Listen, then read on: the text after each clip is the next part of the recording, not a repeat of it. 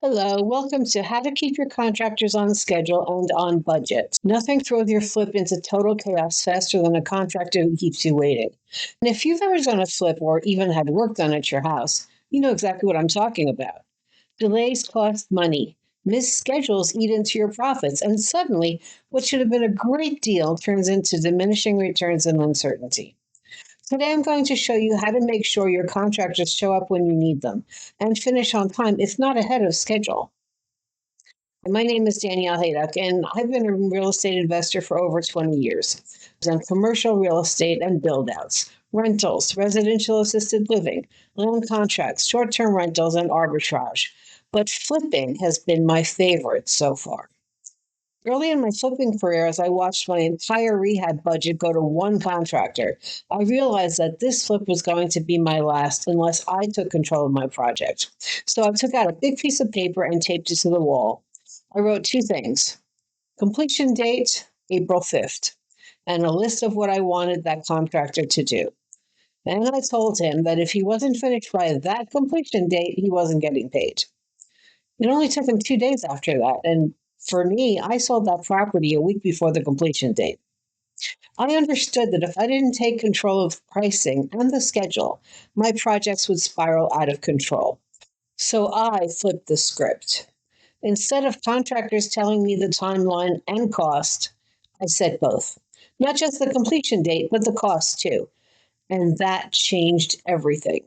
Here's the core idea: you create structure by defining who does what, how much each job is worth, and what your timeline is, and everything up front. I break every job down into three levels of skill. We have unskilled labor, and those are people who do the cleanup, who assist other crew members. And for that job, my rate is $16 an hour. Of course, you need to be fair and adjust it for your local rates. Level two, semi skilled labor. Those are my workers who do patching drywall, painting, tile work, siding. For the semi skilled labor, my rate is $20 an hour. Level three is skilled labor: electrical, HVAC, full drywall installs.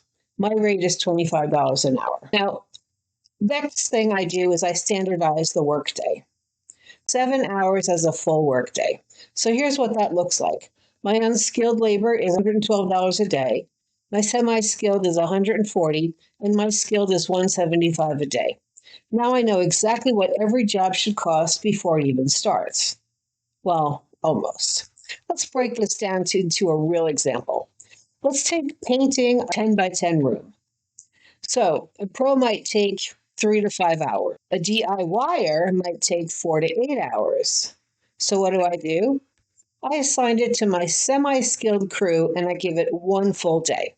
This covers all trips to pick up materials that you pay for, by the way, so that no one is tempted to lollygag while they're picking up supplies and you're not paying hourly wages for them to waste time.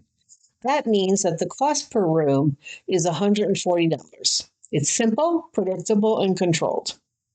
Instead of doing one room at a time, I schedule, say, 3 rooms together. And here's the key: the crew gets paid only when all 3 of those rooms are complete. This creates accountability and speed. Now, not every job should be handled the same way, of course. For example, my crew can handle small drywall patches. But if I have full drywall installs, I'll usually subcontract it out. Over time, I've even had HVAC techs and electricians work for me and want to stay on to do other jobs. So they might ask to be assigned to paint or to do carpentry because they like the environment, they like getting paid on time, they like knowing exactly when they're working. And the more versatile your crew, the less you need to outsource. Here's what makes it work. Let's say you have a job that should take 4 days. Your timeline, you're going to schedule 6. Why? Because by building in a buffer, you will allow whoever is doing the job some wiggle room. We know it's a 4-day job, but this way your crew member or contractor will perform. Now, let's set the expectation. You can pre-assign or make a recommendation, but ultimately each crew member signs up for the jobs that they want. Now, listen carefully. Remember that 4-day job? If the job isn't started by day 2, and it risks missing the deadline, it gets reassigned. And only the person who finishes the job gets paid. This changes everything. Now your crew's motivated. Now your timelines matter. Now your flip stays on track. And each job only takes a few days. Even if an outside contractor signs up for a job and brings in his own labor, each job is so short that there's no payroll to carry, no reason to ask you for an advance. And since you're buying all the materials, they can't tell you it's needed to buy materials. If you remember nothing else, remember this. You set the prices, you set the schedule, you define the scope of work, and you control the outcome. If you want more strategies like this to keep your flips profitable and stress-free, go to my website, itsyourflip.com. That's ITSURFLIP. It's yourflipur.com. Or even better, go grab my free audiobook, no obligation. It's also at itsyourflip.com. If you'd like some help with your flip, including a done-for-you timeline, give me a call and we'll help you get back on track. My number is 330-313-4403. Thanks for joining me today. And remember, the difference between a chaotic flip and a profitable one is control. So happy flipping.